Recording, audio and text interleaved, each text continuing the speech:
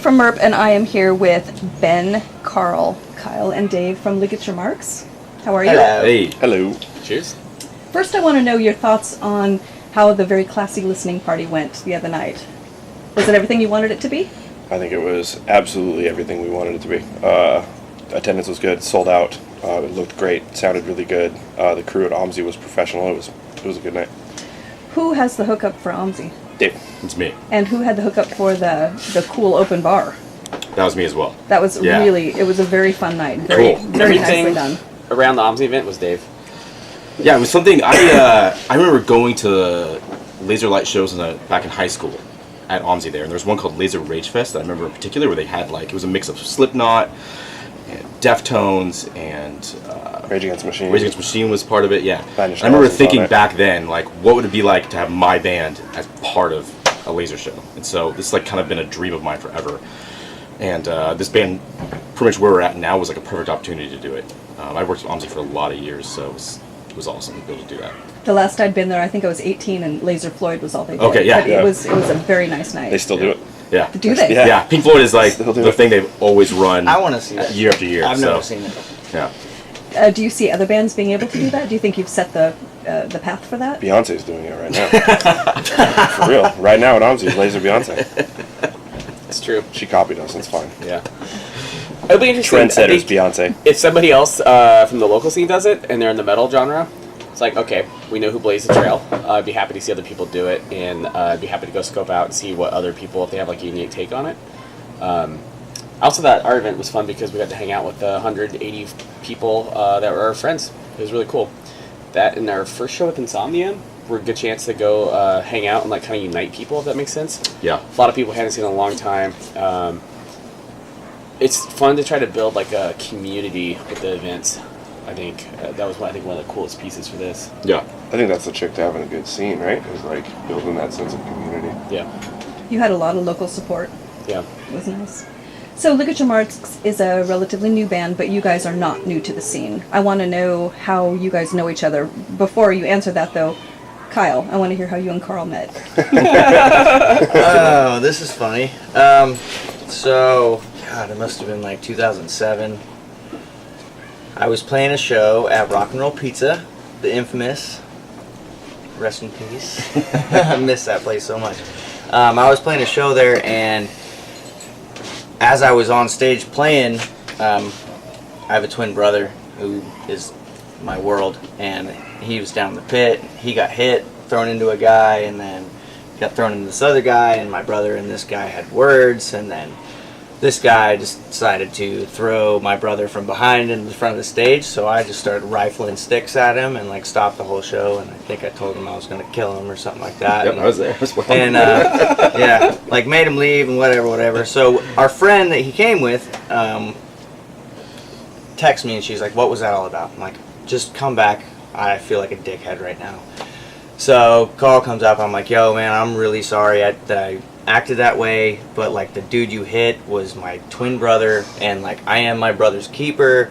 And he's like, "I have a twin too. I would have done the same thing. I'm Carl." And we've been buds ever since. That is the greatest story ever. How about the rest of you? But I know Josh, who isn't here today, is your brother. So we know how you guys know each other. At the hospital. Can you describe your 25 years relationship? ago. Very brotherly.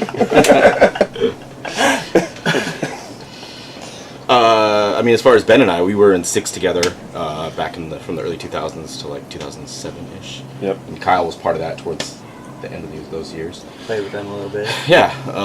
So we know each other, been friends for a long time because of that. We've all kind of known Carl through the scene, playing in the scene. True. We've been friends because we played with Proven a lot. Yep.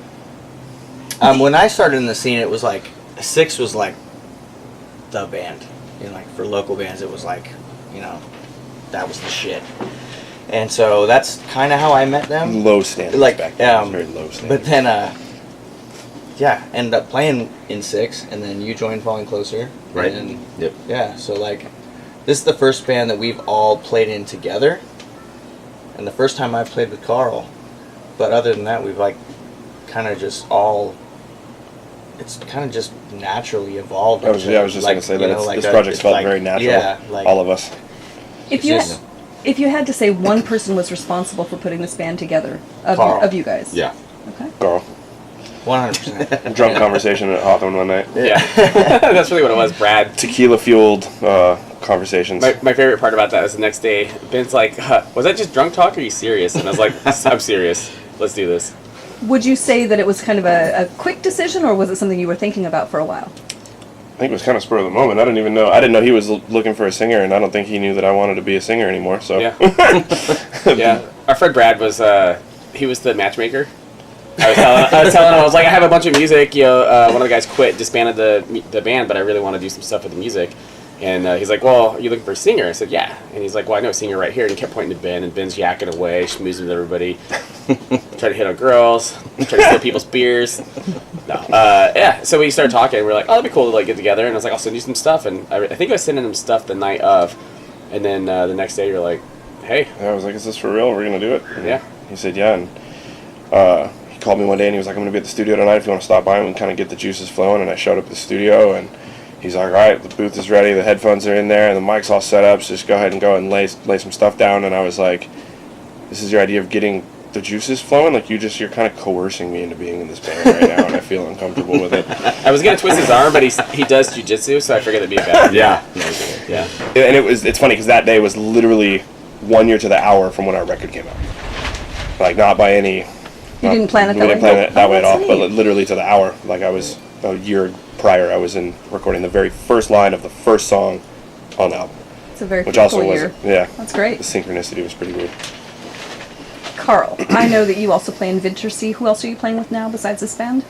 Just Ligature Marks and Vintersea now. Okay. Yeah. Kyle, you're also in 36 Crazy Fists. Yep. And you do some other, local work, like with your dad and some other bands. What about you two? Do you have any other projects besides this one? Nope. The feel of the music. Nope. We don't have time for anything else. The feel of the music for Ligature Marks is very, very heavy and melodic. Are there some current bands out there now that you are taking inspiration from?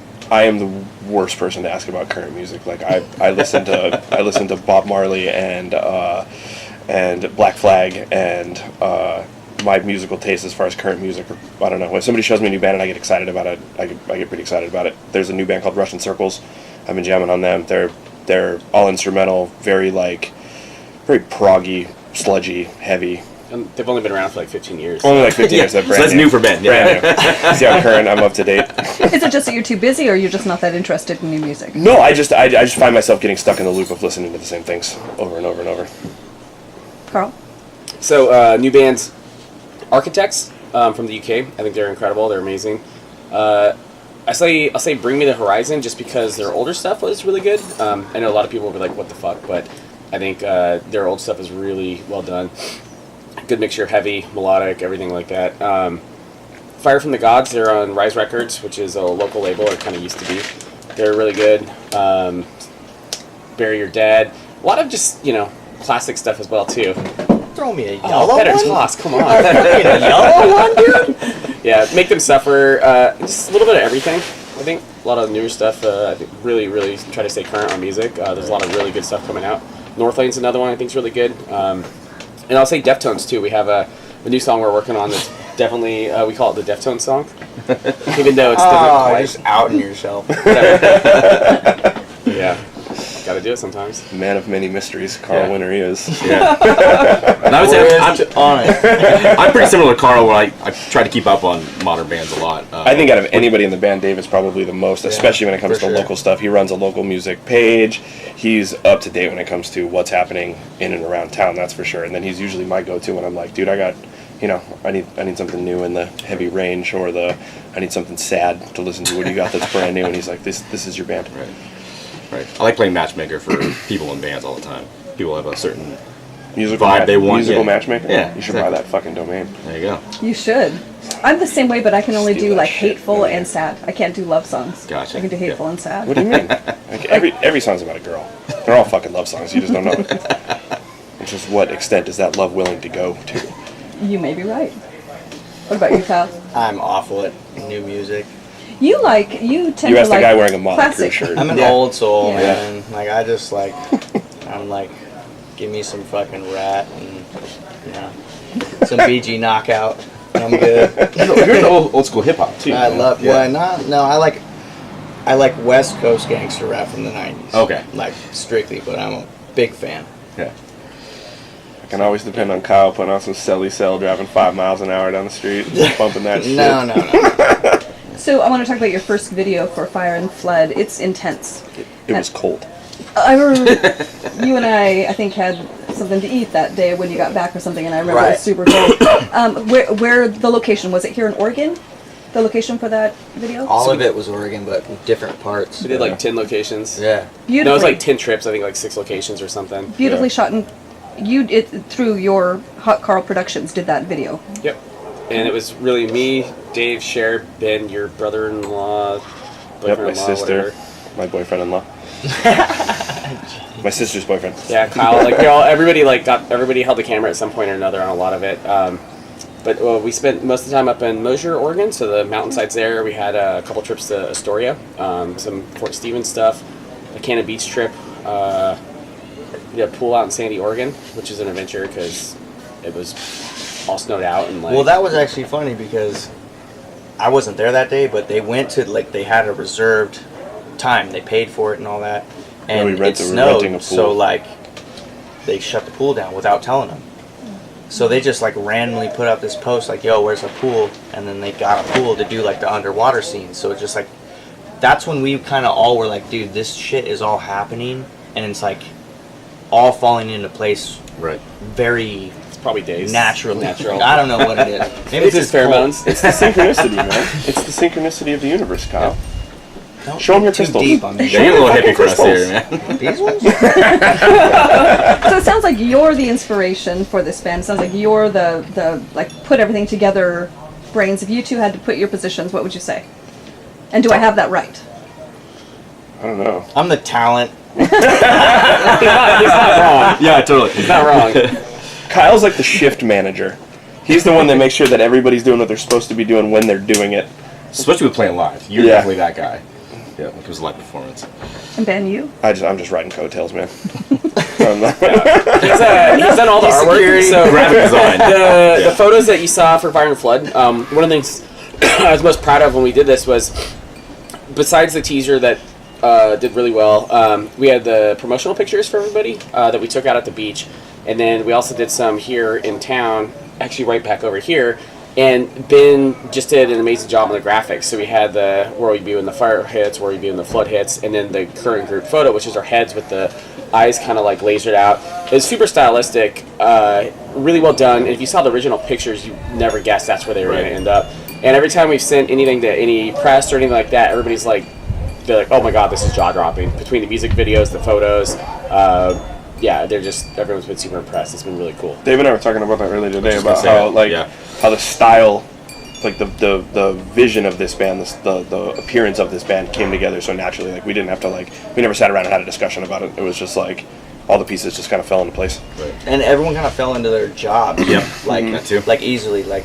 It's like we're doing the DIY thing without even realizing we're doing it. Everyone just we know he's good at that, we know he's good at that, we know he's good at that. We all have something to bring to the table. And Our strengths really complement and we each other. exactly. Yeah. And you're pretty complete. You pretty much have everything covered. Right. That's one thing we definitely have the skill set spread out between all of us that we don't really have to hire out much to do anything. Yeah. Recording. You did hire out for the website. Absolutely. Yeah. Which was Gabe Johnson, and he did an awesome job. Incredible.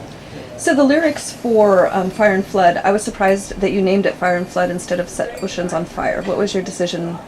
It started with the song title. Carl came to me, and it was that was kind of the working title for the song, and then he told me he kind of had an idea for the song, and I just interpreted it in how I saw it fit.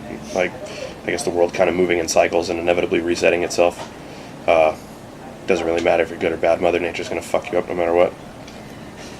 True. So when you guys record for the writing process, who has the heaviest hand in making the decision on what the end result is like?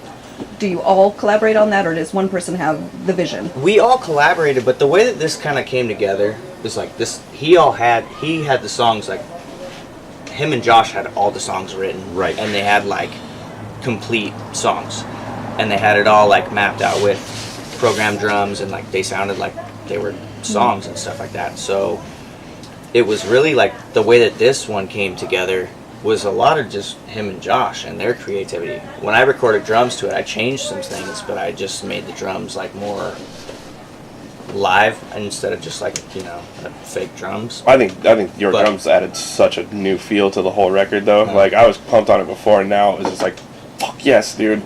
Like, it added so much. Were Thanks. lyrics written ahead of time, or That- did you that know was that? No, I It's do all that. been. Yeah. Yes. So, okay, so ligature marks, I know what that means. Is it, ligature marks, is it just when somebody, I know it's the on the skin, what it makes Right. when a rope, for Right. strangulation or whatever. The Is marks left over from being tied up Is and it strangled. when you're dead? Or is it, No. can it be like bondage Yeah. and things like Yeah. that? Okay, whose idea was that?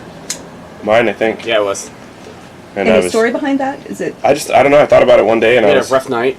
really rough night. I Just- forgot the safe word. I spent 7 hours in the The fucking safe car. word. The safe word is Pepsi. The safe word was pineapple at that time, and It's Pepsi. That's the problem. That's the root of the issue. they didn't remember. And then the next thing you know, you're trying to explain why you got a fucking fruit salad coming out your ass and a pineapple Anyway, well, the reason I ask you is because you have a lyric in Talismans that says I came for the sex, but I stayed for the violence. I mean, wouldn't you? Yeah, yeah, probably. There we go. That was pretty self-explanatory. It actually is, it is quite a good lyric. So my favorite part of that song is time after time, and I say time after time at, I wrote it wrong, time after time, lie after lie, I'd kill to save you now. It has a really killer groove to it. Thank you. You and Carl, for the most part, Yeah. on that groove and that lyric. Yeah. Cool. So it was all Ben. I was trying to throw you one, dude. I know. I appreciate it, but I was in the studio team play. Yeah, throw you one, dude. But shit, if it's out there. I think all of us, gave our input as the recording process was going. Besides the guitars and stuff that were already written. So that was a really cool experience for me. I think that They were all met able with to- fierce offensive, and Yeah. my unwillingness to alter or change or censor myself. Well, what's your take on it, Carl? Since you started this whole fucking thing. yeah, no, it was funny because we had some of these songs had vocals and everything done where it's like basically just need to get mixed and then released. And when the guy quit, we talked to my little brother, and I call him my little brother because he's the good-looking guy in the band. That's his job, so I got to take him down a notch. He's 8 feet tall. Looks like Ryan Gosling, honestly. exactly. Totally looks like fucking Ryan Gosling. He does. Yes. Bitch. Asshole. Yeah. What the hell? No, so we said, you know what, screw it. There's some compromises we made in the previous iteration of it. So I went back and I stripped all that out, made some of the songs faster, so technically re-recorded everything once at that point. And then once Ben started hitting it, we're like, oh shit, like this feels more natural. The songs felt weird, like something was disjointed previously. I was happy to like have the songs come out possibly, and then once that fell apart, it's like, oh, let's make it how I want it to be. And as soon as Ben started hitting it, I'm like, oh shit, it's a lot more powerful. So we started like beefing up the guitars even more, bigger chords, faster parts in a few areas. Dave started doing bass on it. It's like, all right, these songs are propelling forward. Like, we retracked everything from the original incarnation. And then when Kyle did the drums, like, Jesus Christ. So there's a couple songs where we went back and, like, we retracked stuff again on guitars to match some of the drums. The one that has Randy on it got retracked, for instance. And I just say, like, to me, where they were at before versus now, night and day difference. And just they're huge. It feels like, despite the fact most of the music was written beforehand, I'd still say, to me, it's like, shit, that was a good team effort. Everybody added their own flavor on it, and I'm just so proud of where it ended up. I mean, I love it. I was going to ask you if you, like when you were doing the recording process, if you were ever like, oh my god, I didn't know that could come out of you, or I hadn't had it. So it Kyle. sounds like you said Kyle. that about Kyle. Yeah. And it kind of sounds like everybody had that feeling about everybody. Oh, And yeah. you said it about Ben too, so. Yep. And then there were a couple times, I think for me, the one where I was like, oh shit, this is special, was when you did the tweeners on Fire and Flood. I think that was like the aha moment for like Yeah. stylistically what we were gonna do, Right. because I came in and they were like, well, maybe we should sing this part. And I was like, I'm not fucking singing anything. Like, let's just go balls to the walls. Like, let's not try and do that. Can't like sing. that we were gonna go like. I just wanted to define our sound. I didn't want to be this like, well, you gotta have soft choruses and then you gotta be really heavy during the verse. Like, I just wanted to be a balls out band. So there was like no question. This is what this band is. Like, this is what we're going for. I think it was a pretty interesting experiment seeing, because I didn't listen to any of the tracks with the vocals on it prior to writing to them. I've got like awesome polished instrumental tracks, and it's interesting to see different people's takes on songs and how they interpret what they would do over those songs. Absolutely.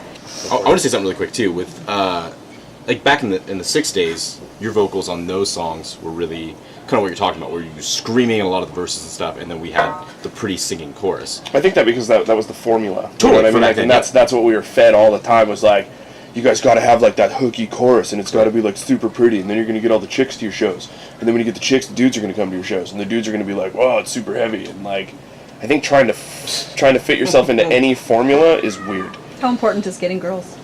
Not, I mean, He's like, he's never been a struggle, so. Yeah. I got you guys. I know. See? It's good. Severing the dissonance, what answer are you looking for? Oh, I don't know. I think the idea behind that lyric in particular was like, I don't need the right answer. I just need something to tide me over. Do you think that is like just a belief system? I mean, it could be interpreted many different ways. I think that's a belief system for a lot of people, whether they want to acknowledge it or not. hard for a new band to come out without flaws or mistakes. I mean, it seems like, your first effort is always, has some problems with it. This one, I didn't see any flaws with it at all.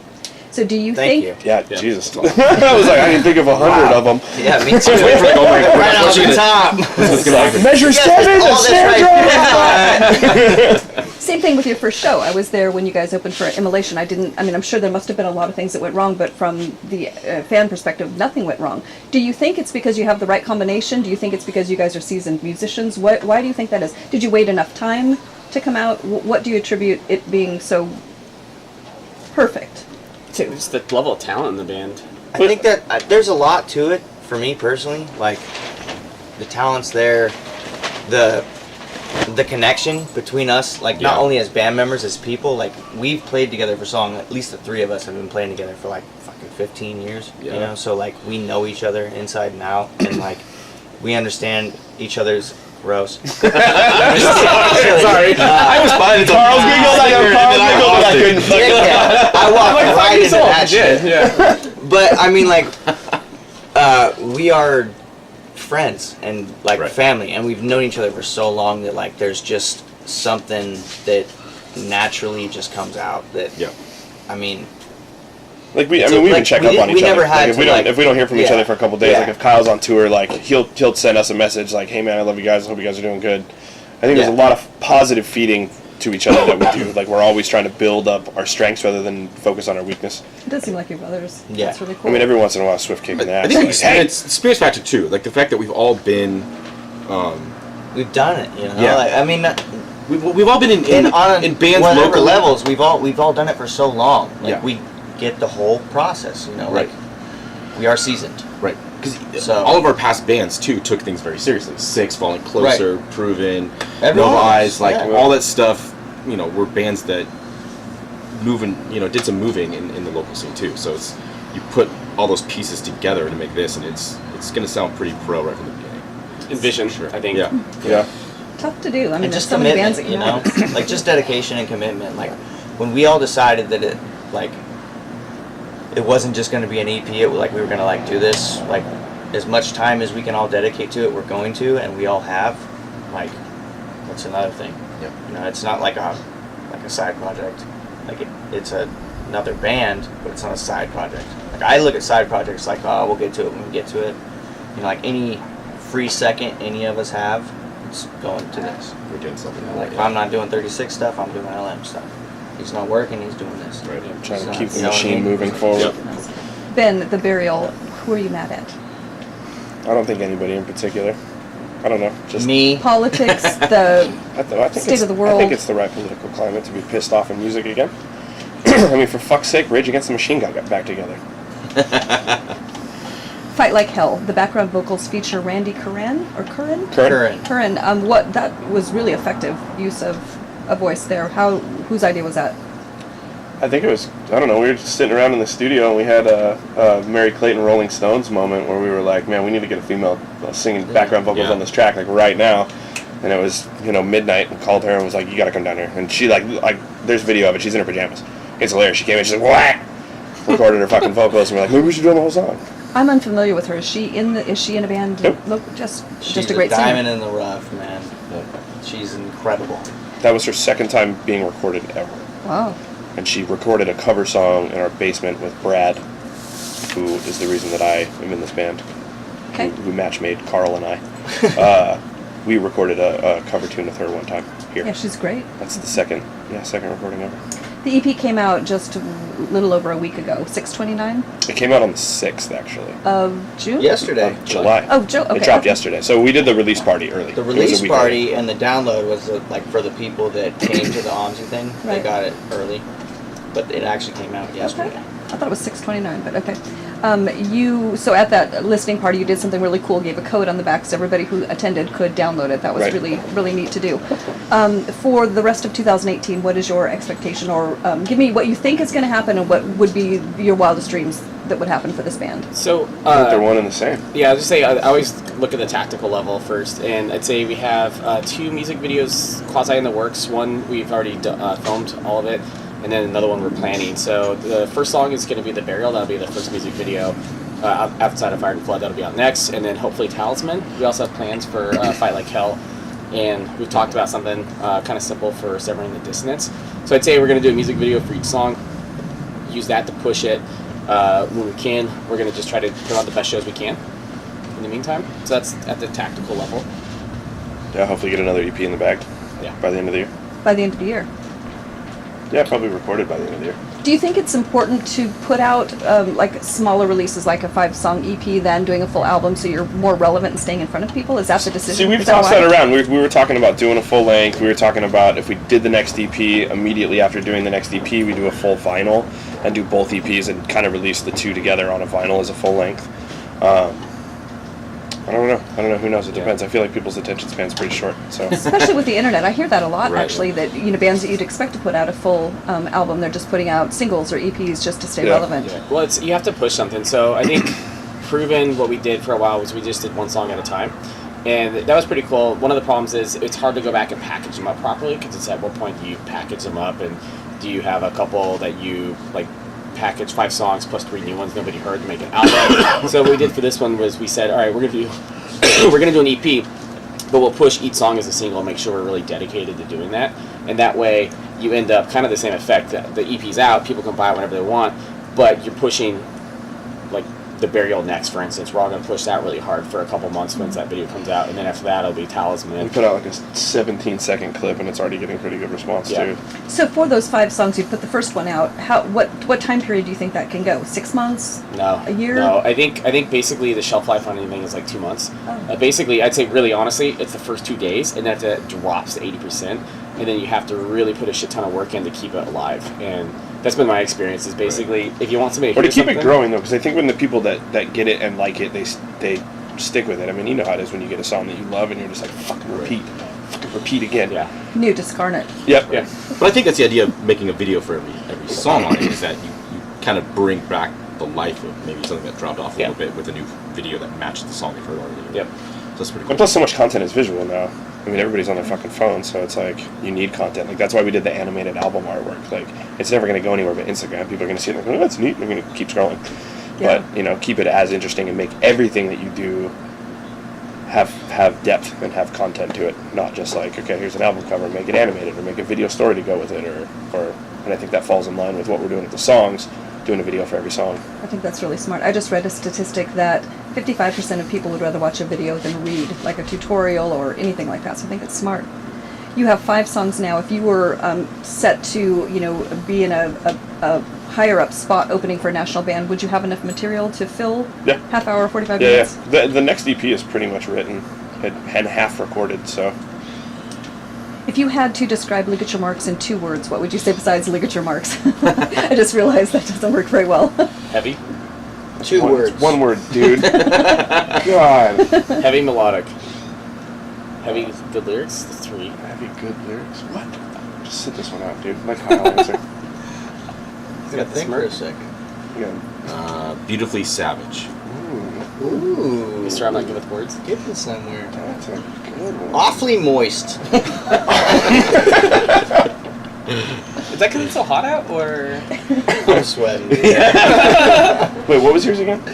Beautifully savage. What about Savage is Beautiful? I think that sounds better. That's Kind of three gives, but it gives it savagely beautiful. Oh, that's savage. It's savage. Not the fucking brightest band. I misheard you. Definitely no degrees in this band. Maybe. Do you have one? No. Josh? Some college. Josh has one. I have some Josh is going for a I think second. we all have some college. And he's not here. Yeah. So, Maybe he's the smart one. fans can connect with you guys how? So people know? So Instagram. We're on Instagram as Ligature Marks. Band. Camp? Yeah, sorry. Ligature No. Marks Band. Oh. Ligature Marks You can Band. just go to ligaturemarks.com and everything will go from there. Is there anything else you want to talk about, Ben? How much time do you have? As much as you want. I'm a talker. Awesome. Jeez. I'm a Look at listener. another Red Bull Don't in get me. started. Oh man. Well, you can start on this side. Do you want to talk about anything else? I just want to say thank you to everyone that's been supportive of this project so far, because it's been quite an eye-opener for me that a lot of people are just willing to dedicate their time and money and just whatever they have already to this band. It's been awesome and humbling already. So I wanted to say, for when you guys opened for Insomnium, I love Insomnium, but the buzz was about you guys playing. I heard that more than being excited for Insomnium. So that Oh, was that's really amazing. cool. I was very excited for That's you guys. really cool. thank you. Appreciate How about that. you? Was there anything else you My wanted palms to got sweaty when you said I that.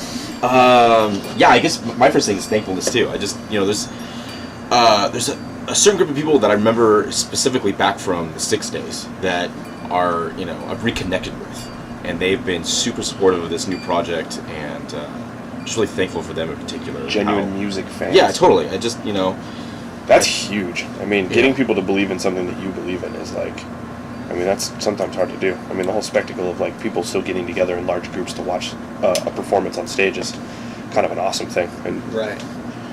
Yeah. It's interesting because you guys are likable guys. You guys are my friends. Thank you. But the music is you don't actually. know us very well. You've never been to a practice either.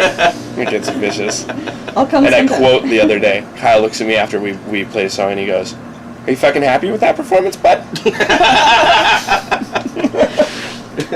yeah, we said he keeps us in line, man. What I was going to say though is so many bands come through and so many bands are just mediocre, just regurgitating the same things. I like music, I like most bands out there, so I'm not trying to say anything bad about bands, but you guys have hit just a different level. You guys really did come out with something really beautiful and really solid and really good. Thank you. Thank you.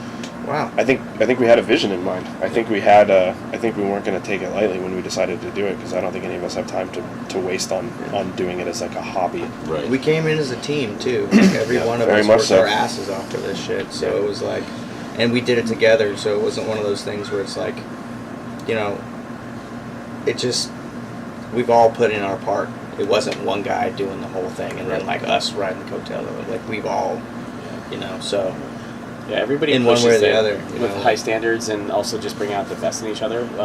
It was a unique opportunity where I was able to hear the songs one way, so I definitely can say we're way better off now than we were. And it was just fun watching it happen in the studio.